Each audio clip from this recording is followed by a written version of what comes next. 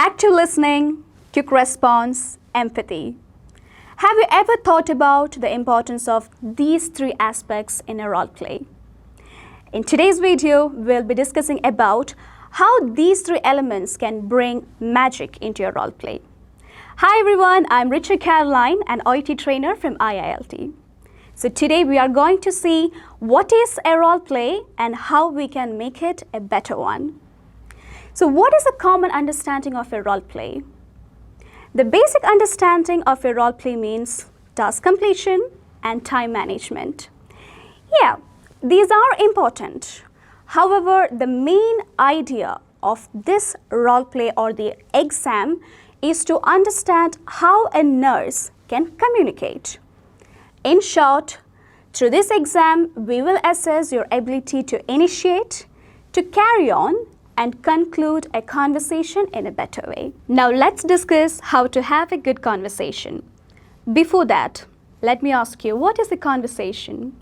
We all know that conversation is a two-way interactive process where a speaker speaks and a listener responds.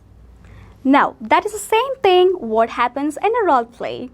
So let's see how we can have a better conversation using the three elements which I mentioned in the beginning of the video. Let's get started. The first one, active listening. So what can be an active listening and how is it important? It is very important to listen very carefully to what the patient is saying in a role play. Sometimes when we do the role play, you might have come across many instances where the interlocutor gives all the information even before you ask for it. Or sometimes you might forget what the interlocutor told you. But please make sure that you memorize the points which was mentioned to you by the interlocutor, because it is very important that you remember it and do not make the interlocutor repeat it for you.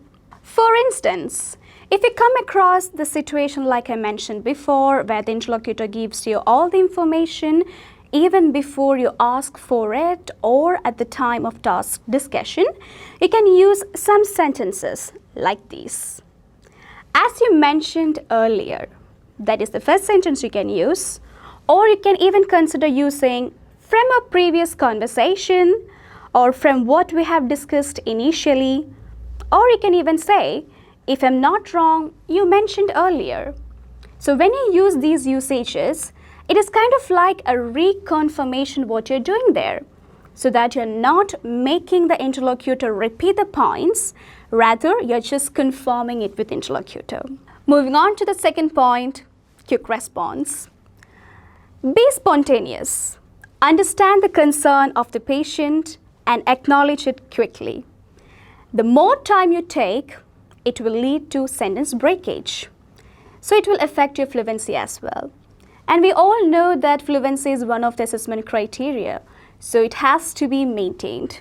So make sure that you have some acknowledgement statements handy, so that you can respond very quickly depending on what the context the patient is dealing with.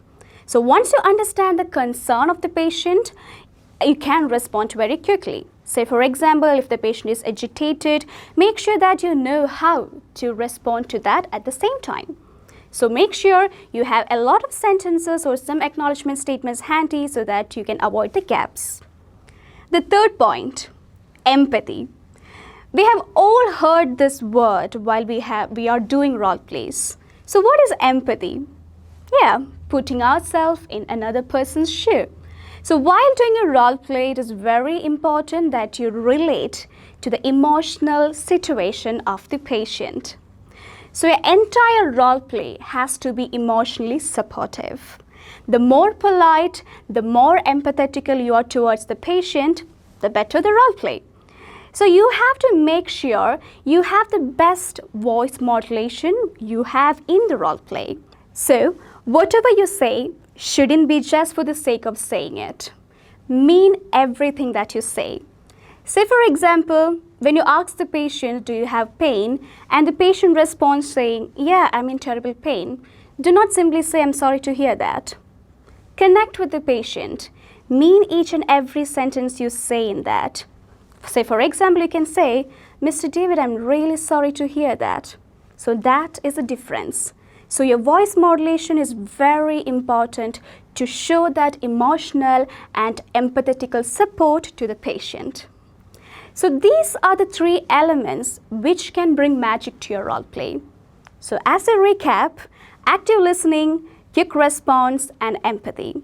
This will make your conversation better. So I hope this video has been helpful for you guys. I'll see you in the next video with something exciting and with a lot of tips and techniques. Until then, take care. Bye-bye.